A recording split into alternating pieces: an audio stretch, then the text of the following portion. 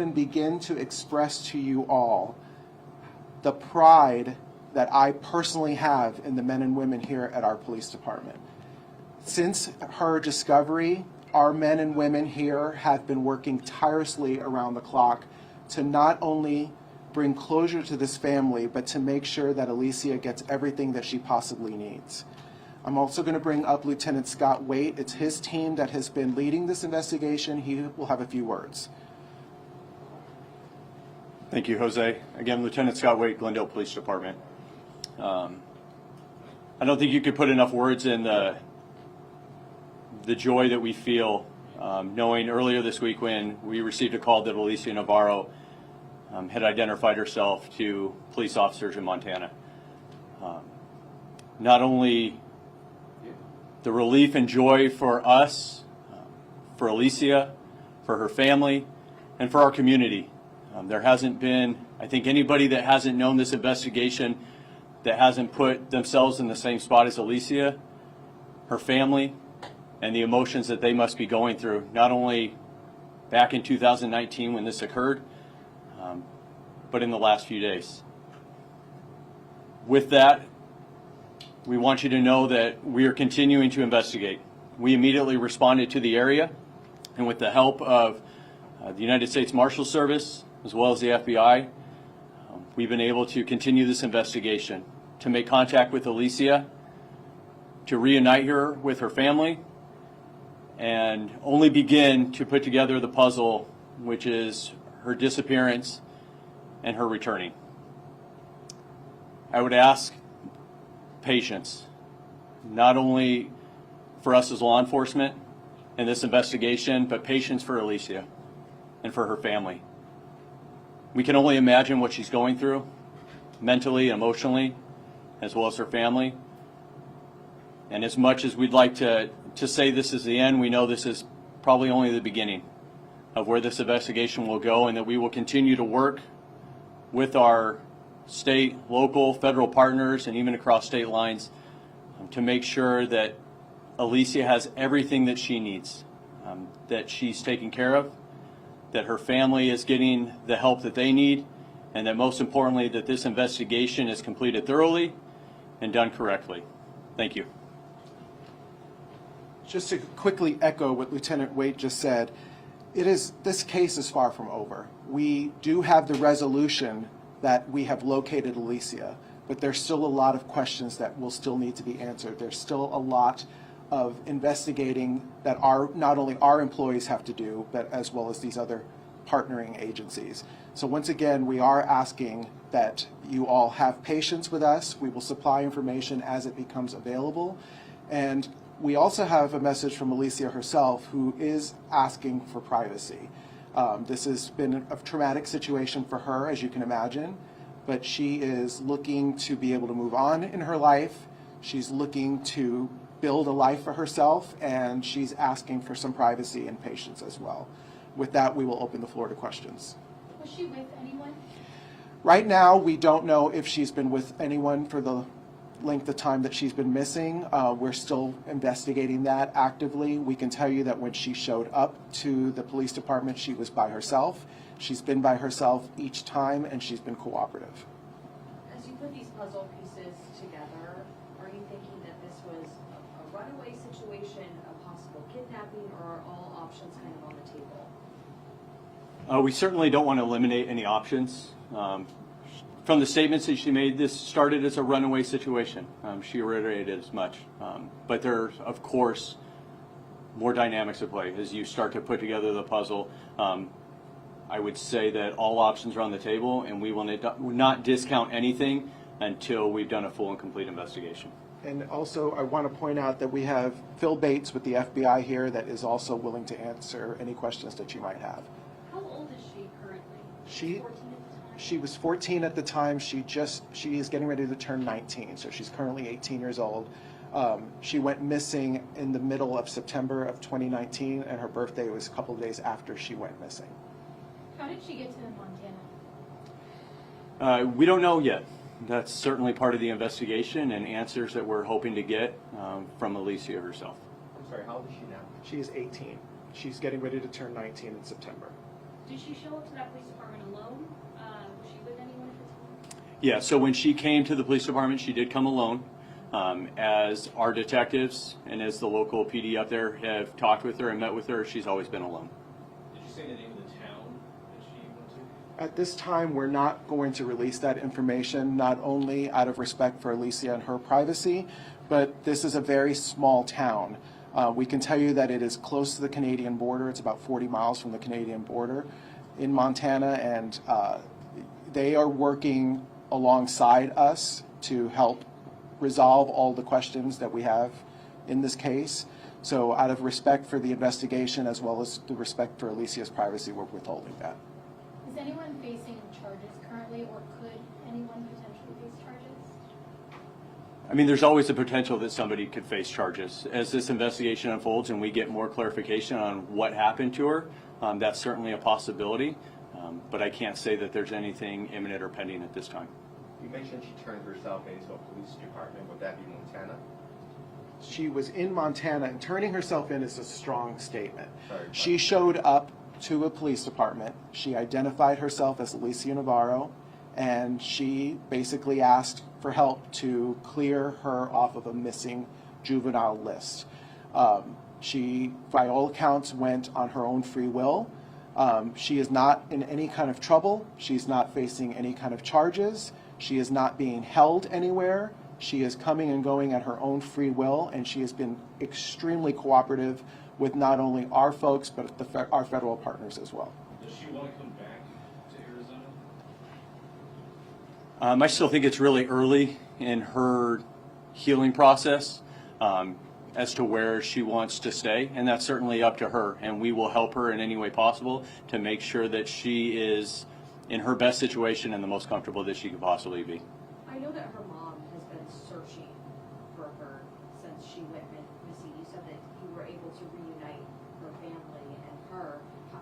Were you there for that? Can you describe what that was like? Emotionally overwhelming, not only for the mother, but for Alicia herself. With respect to the family, I'm not going to go into specifics on how that reunification was done. But I can say for everybody involved, including the detectives, it was extremely overwhelming.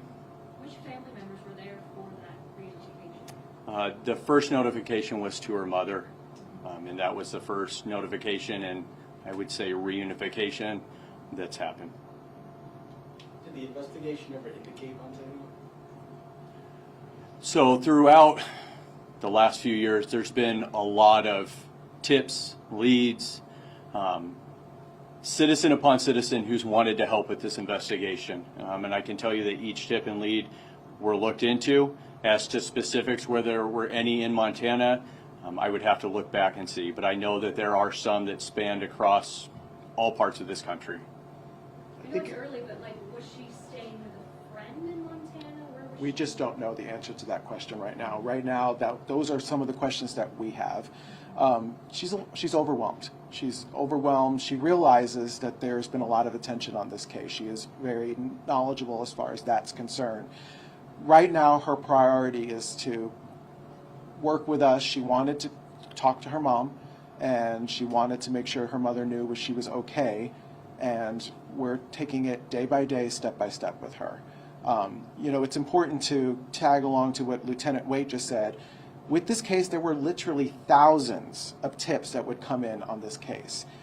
This has been going on for nearly 4 years now, and every one of those tips, every one of those possibilities were looked into, investigated, and we're just happy to say that she did indeed come forward, and we feel very strongly that this is Alicia. I know she had let her know before she left. Do we know that, or can we confirm that she did indeed leave her house voluntarily? From every indication that she's given us, and again, it's very early in the investigation, and I need to stress again patience and that it is early, but every indication she's given us so far is that she willfully left her home, her own free will and choice. Now, the dynamics surrounding that decision are obviously something that we're looking into. I know we have an FBI representative here. I don't know if he wants to share his role in all of this. And this is Phil Bates. As with every missing juvenile case, the FBI assists our state and local partners with intelligence gathering and with other resources as necessary. This is no different in this case. We provided support to the Glendale Police Department and will continue to support both here in Arizona and in Montana. What are the next steps in a case like this? Obviously, she's safe and happy and healthy. At this point, no indication that anybody is being charged with any sort of crime. But what are the next steps? What does your investigation look like from here? Complex. It's multifaceted. There's two parts to it. In any investigation like this, there's a criminal element. Of course there is. We want to search and find the answers. If there was any criminal intent behind it, certainly not from her, but from others involved. And then there's also the assistance side of it. To us, she is a victim, and we need to provide services to her, whether that be mental or just health-wise, or just helping her get her life back in order. So there's certainly a lot of different things that we want to make sure, not only for Alicia, but her family, that we cover all the steps that we can. Did she need medical attention after she turned herself in, or she showed up at the station? I can say that she didn't require any immediate medical attention or any medical attention since we've been with her. Again, I think Jose said it well. She seems happy and healthy to the extent that she can be, given the circumstance.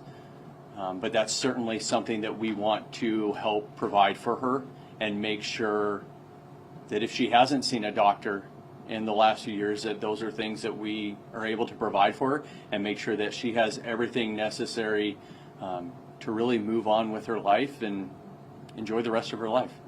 Was there any social media involvement, things that we did speak on when she first left, that somebody probably did speak to her and convince her to house through social media? Could that be the case? So that's part of any investigation. That was obviously part of the initial investigation. The family was very supportive and cooperative in providing whatever information that they had as to her, we'll call social media fingerprint, and what she was using. I can tell you that we followed those leads extensively. We continue to follow them. We continue to look back from the very day, minute, hour that she left and try and go down every lead that we can to see if that'll provide answers. And certainly now that hasn't stopped and will continue. Any inclination of why now? And a lot of these cases don't turn out like this, so can you tell us your reaction as well? I think for Alicia is that she felt like now was the time that whether it's emotionally, mentally, that she wants to take the next steps in her life. She's expressed a desire to move forward in life and do the things that a normal, healthy adult would do. And we certainly want to help her get those. So I can't say that there's any single triggering moment. I think there's probably been a long progression for her in the journey that she's taken. And we are more than happy, ready and willing to help her through the rest of her path. Is Alicia still in Montana? I'm sorry if you mentioned that already or not.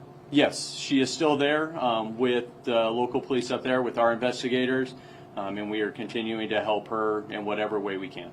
Can you tell us when she went to a police department? Was it within the last few days? Within the last few days.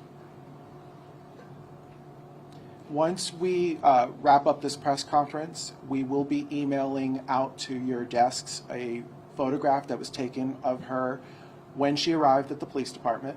I will tell you, just to be direct, she doesn't look much different than she did when she disappeared. She is 18 years old. She's getting ready to turn 19, but her appearance is still that of a very young-looking young lady.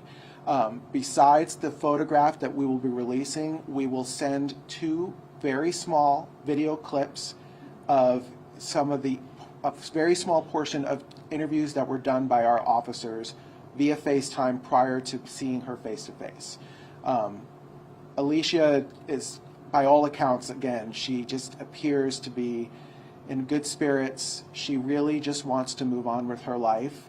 She is very apologetic to what she has put her mother through, has expressed that, and she understands that she caused a lot of pain to her mother, and it was not intentional on her behalf, and she's hopeful that they can have a relationship. If there's no further questions, we're going to wrap it up there. Thank you, guys.